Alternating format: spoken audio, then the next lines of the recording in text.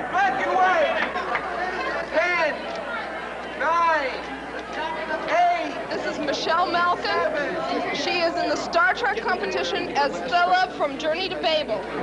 My name is Lori Dale. No, I mean you're out. Oh, I am a Danubian slime devil. We have very large houses on Troy, especially in the upper class, which I belong to, and it's you have to clean them by yourself. There are two classes of people. There's your monocolored, and then there's your duocolored. I'm Ambassador X from Ecosystem 4, and I just had to get here for the Star Trek convention because I've been viewing it on a monitor on my planet. Star Trek lives because there are a lot of people who respect good science fiction. For about 3 years. You know, you can't help but love them.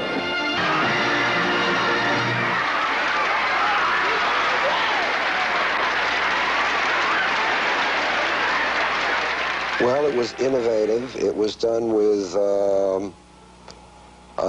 Gene Roddenberry had a tremendous penchant for detail. It had authenticity. It had relevance. Even when he did a show with monsters, they were properly motivated.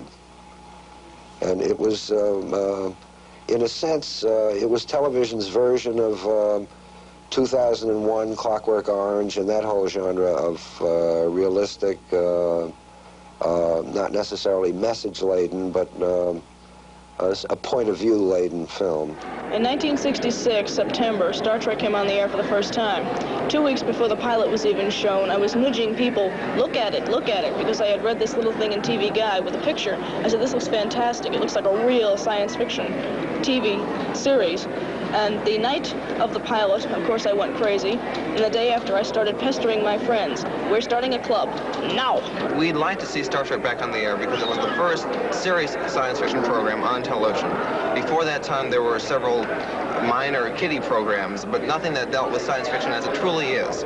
Speculative fiction, thoughts about the future, thoughts that would incorporate a true possible harmony for the entire world and for the entire galaxy.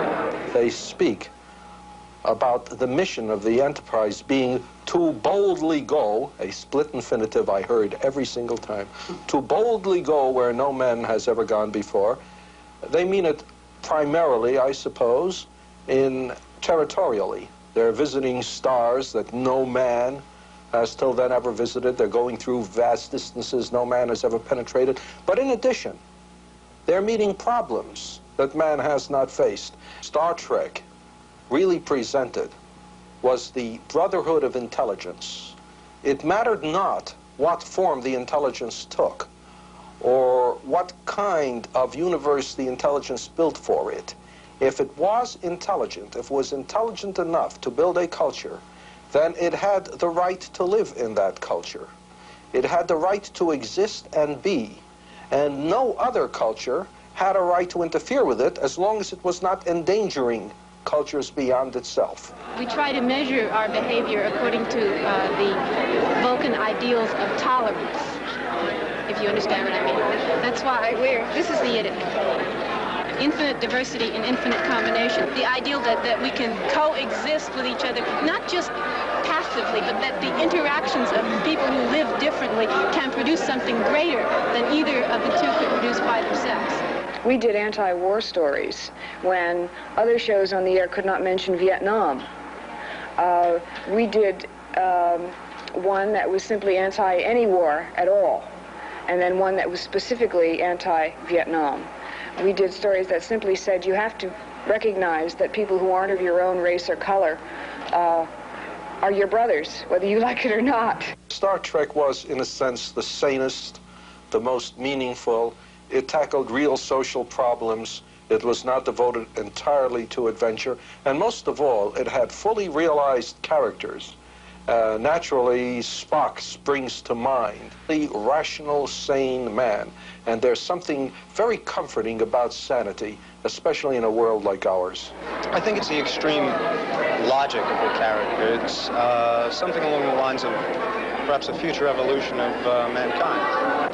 I think everybody would like to be cool, would like to be able to hide their emotions because it makes them, I don't know, it makes them superior to be able to hide everything from a person. I thought it was rather intriguing the way they handled it. No matter how successful Star Trek was with its viewers, no matter how intensely it pleased its viewers, unfortunately, the medium of television these days depends entirely upon a mass audience. They sell advertising time. That is their business.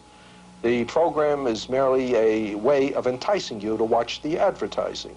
And if there isn't enough of an audience, the advertisers won't come, regardless of how intensely pleased the audience they do get is. In the case of Star Trek, these problems were encountered very early.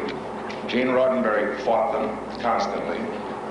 We all supported the concept that it could be something fresh, it could be something special, it could be something different. It could be done right. It could be done meaningfully. It could be done in a way which would be entertaining to those who are looking for entertainment. It could be provocative for those who are willing to accept the provocative concepts that it presented, and in a way that would be uplifting for those who were available to that element. We are very, very proud of the fact that so many of the episodes captured so many of those important elements, and that you were there to help support us, to let us know that you were picking up on the things that were happening in the show. The universe it created was self-consistent, imaginative, and makes its viewers long to be part of it, and they didn't want to see it come to an end. It's just the happiest day of my entire life. I never expected to see him. It's just so beautiful. I can't help it.